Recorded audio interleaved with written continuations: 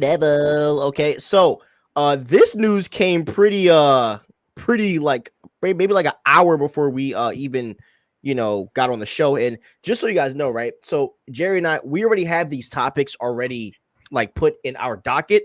And like basically like throughout the week, we add a bunch of topics to this docket. So when we're adding stuff at the last second, like it's pretty big news. So I want to read the description of Daredevil Born Again. All right, or this is what. Hold on one second.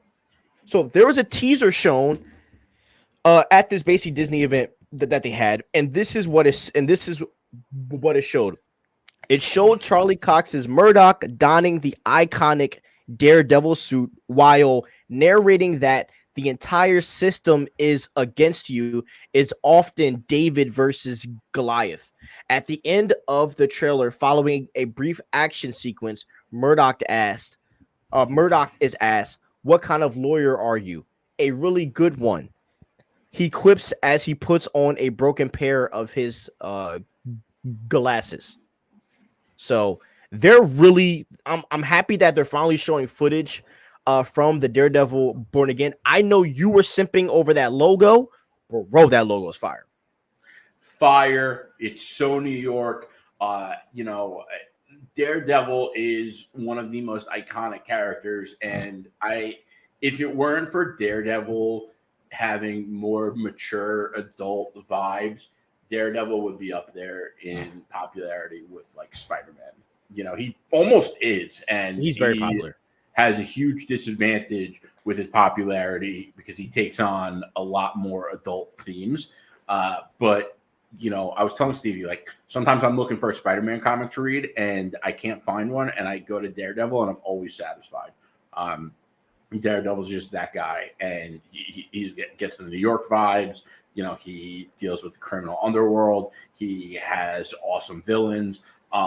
And aside from that, Charlie Cox is one of the best castings in the game, along with a lot of the castings in the Daredevil Netflix show. It's crazy because I feel like the comic book movie show genre has been historically so difficult to get right, and Netflix came out of nowhere and absolutely hit home run after home run. And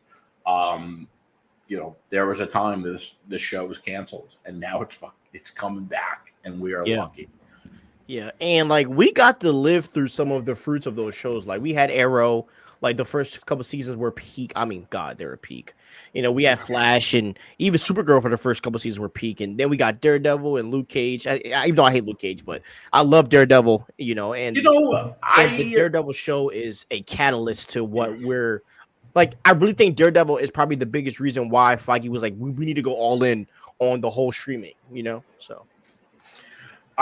Luke Cage, I don't like from the Netflix show, but sometimes in the comics, he's a pretty cool character. Yeah, I like the other guy. What's his name? Power or something? Power Man or something like that. Power Man. I forget his name. Iron Fist?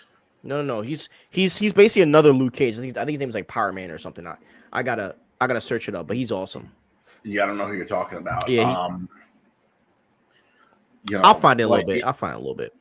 Yeah, listen, I get why they chose Iron Fist and Luke Cage, but I think that they would have been better off not doing those shows. I actually liked Iron Fist season 1, but more people, I feel like, didn't like it than not, and I think that's where things started to go wrong for them. Also Iron Fist season 1 was like a copy and paste from Arrow season 1, and Arrow season 1 was so much better, and it was from the CW, which makes it even crazier. Dude, Arrow season 1 that might be the greatest first season. I go between that and Daredevil season 1. I don't know which one is the greatest first season of all time, because I might have to just keep them at a freaking stalemate, because Arrow was especially bro, and Deathstroke was so sick.